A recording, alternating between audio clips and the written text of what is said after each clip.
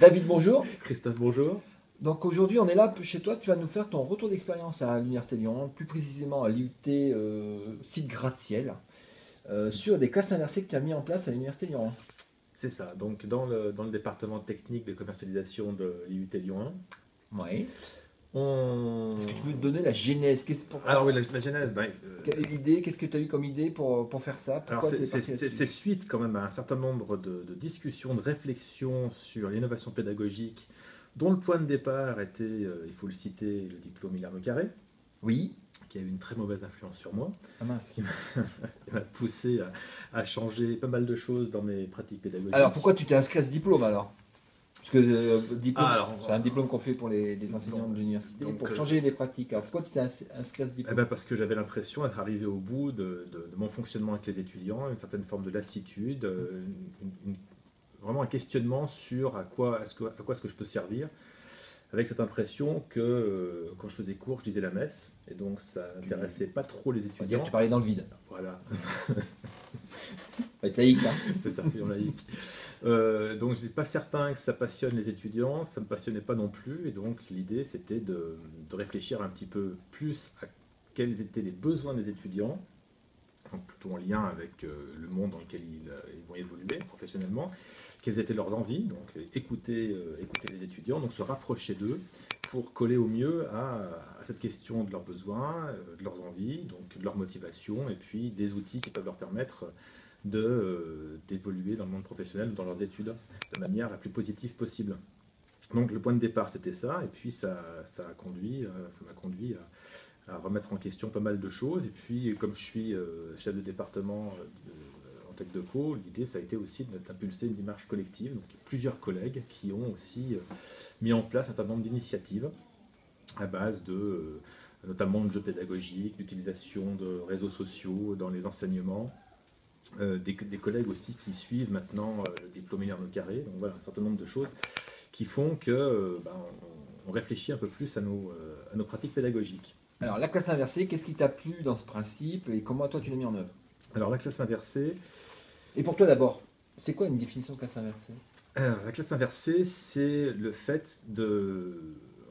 Je vais réviser là. Ouais, non, mais je vais donner ma définition. Moi, je suis un économiste, et donc mon motivateur principal, Ouais. comme tout économiste qui se respecte, c'est faire en sorte d'être rationnel, d'être économe, d'être le plus efficace possible. Et donc, la classe inversée, qu'est-ce que c'est? Eh ben, c'est de se retrouver avec les étudiants, non pas sur un apport de connaissances, choses qu'ils peuvent faire eux-mêmes, tout seuls, donc ils n'ont pas vraiment besoin de moi pour le faire, mais plutôt sur l'utilisation de leurs connaissances, chose qui est beaucoup plus difficile à mettre en œuvre, qu'on ne fait pas forcément très souvent, parce qu'on n'a pas vraiment beaucoup le temps de le faire, mais par contre, chose pour laquelle l'enseignant a un rôle vraiment important à jouer, parce qu'il est là pour donner des cadres, il est là pour donner des conseils, orienter, etc. Donc il est là pour répondre aux questions, donc il est là pour produire l'interaction, alors que dans l'apport de connaissances pures, il y en a finalement assez peu.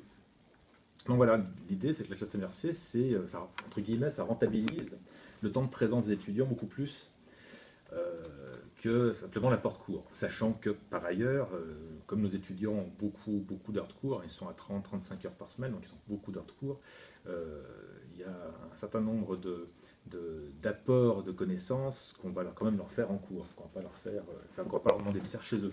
D'accord, de façon classique. De façon classique. D'accord. Et donc, tu as mis ça en œuvre sur une classe, sur plusieurs classes? Alors en fait, j'ai essayé de le mettre en œuvre sur plusieurs groupes, dans plusieurs années successives, un niveau successif. J'ai commencé de manière un peu acrobatique à le faire avec des amphis, en essayant de voir si on ne pouvait pas faire des amphis inversés, c'est-à-dire des amphis où j'incitais les étudiants à travailler en amont de l'amphi, et on se retrouvait en amphi. Alors c'est des amphis de 100 étudiants, donc c'est pas des très gros amphis, mais quand même. Travailler en amont et puis essayer de se retrouver en amphi pour avoir une discussion. Alors, ça ne marchait pas du tout, ça a été assez calamiteux, pour plein de raisons et qui tiennent notamment au fait que les étudiants, ils n'ont pas du tout l'habitude de ce type de pédagogie, donc on pourra revenir sur la question. Puis après, je l'ai fait dans des plus petits groupes, où là, L'amphi, c'était en première année? l'amphi, c'était un amphi de première année. J'ai essayé de le faire aussi en amphi de deuxième année avec à peu près autant d'étudiants, mais ça marchait pas non plus beaucoup parce que, on va le voir, hein, la classe inversée, ça marche bien quand il y a une personnalisation des relations. Et l'amphi, c'est pas propre à ça, pas vraiment.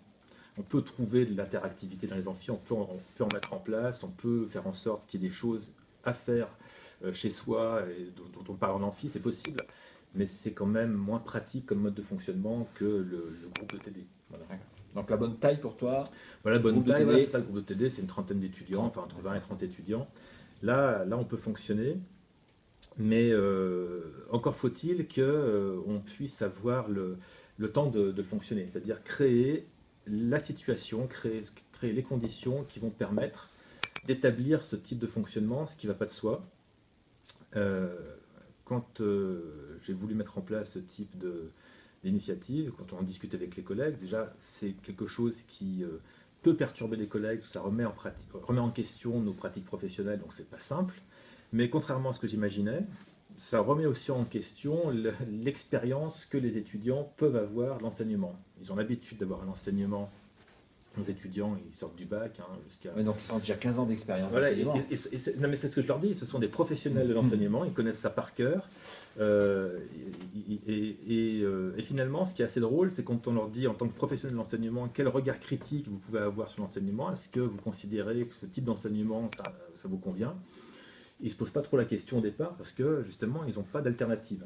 Et après, l'idée, c'est d'arriver à leur montrer qu'il y a une alternative. Mais avant d'arriver à leur montrer, à leur faire comprendre que l'alternative, elle peut leur être bénéfique, il faut du temps parce que justement, pris dans les habitudes, comme nous tous, on est très réticents au changement, eux aussi, parce qu'ils ont 15 ans d'expérience et ils ont aussi cette idée que les modes d'enseignement qu'ils ont eus jusqu'à maintenant, puisqu'ils les ont eus, c'est que ce sont les bons. Donc il n'y a pas de raison d'en changer. Du coup, quand on change les modes d'enseignement, mais il faut arriver à créer un contexte qui va être favorable à ce changement et donc à leur donner des explications sur finalement qu'est-ce qu'ils vont retirer comme avantage, quel est le sens Donc de... en préambule, avant de démarrer une classe, Ah oui, il faut expliquer pourquoi tu vas la faire, les avantages de... au préambule de la démarche globale, j'ai eu plusieurs séances avec les étudiants sur qu'est-ce que c'est qu'apprendre, qu'est-ce que c'est que la connaissance, comment est-ce que la connaissance elle se construit, etc. Y compris en faisant appel aux neurosciences, en réfléchissant à la chimie du cerveau, enfin un grand nombre de choses qui permettent de montrer qu'on apprend mieux, par exemple, c'est ce que nous disent les neuroscientifiques, on apprend mieux quand on bouge, on apprend mieux quand on visualise des choses, plutôt que quand on écoute facilement, donc on apprend mieux quand on est actif, on apprend mieux quand on pratique. Donc voilà, un certain nombre de choses qui, petit à petit, ont commencé à faire écho chez les étudiants, et puis leur expliquer que le sens de tout ça, finalement, c'est que si, quand ils viennent pour apprendre, ils viennent parce que non pas simplement ils doivent décrocher un diplôme à la fin, donc l'apprentissage c'est pas simplement la clé pour obtenir une note, pour obtenir un diplôme, l'apprentissage doit leur servir à quelque chose. C'est-à-dire que le savoir qu'ils acquièrent, il doit être actionnable, il doit servir à mettre en place des actions par la suite, que ce soit au niveau de leur enseignement ou au niveau de leur pratique professionnelle. Donc ils ne sont pas simplement là pour obtenir un ticket pour un diplôme. Et à partir de ce moment-là, c'est leur faire réfléchir sur à quoi servent les savoirs qu'on leur enseigne et qu'ils aient un regard un peu critique sur ces savoirs qu'on leur enseigne. Moi, je fais de l'économie, donc à des étudiants de première année. Les étudiants de première année parlaient d'économie, parlaient de macroéconomie, parlaient des grandeurs économiques, des interactions. Ça paraît assez loin de la réalité, donc il faut arriver à donner du sens à tout ça, à leur expliquer que ça va leur servir, ça peut leur être utile. Donc tout l'enjeu, c'est ça, on apprend mieux quand on comprend pourquoi on apprend. Donc voilà, c'est une règle. Il y a besoin de faire une classe inversée, peut-être pour ça. On apprend mieux quand on comprend pourquoi on apprend. Une fois qu'on a compris pourquoi on apprenait, en fait, on se rend compte aussi qu'on apprend mieux quand on pratique. Et c'est là qu'on a besoin de la classe inversée. Parce que si on part du principe, si les étudiants se disent finalement, effectivement, je suis un professionnel de l'apprentissage, mon boulot c'est apprendre, j'ai besoin d'apprendre pour pouvoir ensuite m'adapter à des parcours professionnels qui vont être de plus en plus erratiques, il faut que j'apprenne efficacement. Et donc la deuxième idée, c'est comment est-ce que je vais faire pour apprendre efficacement. Et apprendre efficacement avec un prof qui fait un cours à des étudiants qui prennent des notes, c'est pas très efficace en termes de... quand on fait le ratio entre le temps passé et l'apprentissage effectué. Donc du coup, c'est arriver à leur démontrer petit à petit qu'ils apprennent de manière beaucoup plus efficace. Quand ils auront travaillé en amont le cours, tout ou partie, pas forcément l'intégralité, mais quand ils savent pourquoi, enfin, qu'est-ce qu'ils vont faire en cours, plutôt que de débarquer comme souvent les étudiants quand ils arrivent en cours, en amphi, ils ne savent pas très bien de quoi ça va parler, donc ils découvrent ça avec le prof. Là, c'est plutôt de se dire, ben voilà, je sais de quoi ça va parler, et parce que j'ai travaillé ça en amont, parce que j'ai regardé des vidéos que l'enseignant a mis sur les réseaux sociaux, parce que j'ai consulté un article qu'il a pu mettre aussi en ligne, etc. Et quand on se retrouve autour de l'idée qu'on va pratiquer les savoirs dont on a parlé ensemble. Et donc le fait de pratiquer ces savoirs, le fait de mettre en pratique, eh ben, ça permet d'apprendre mieux. D'accord.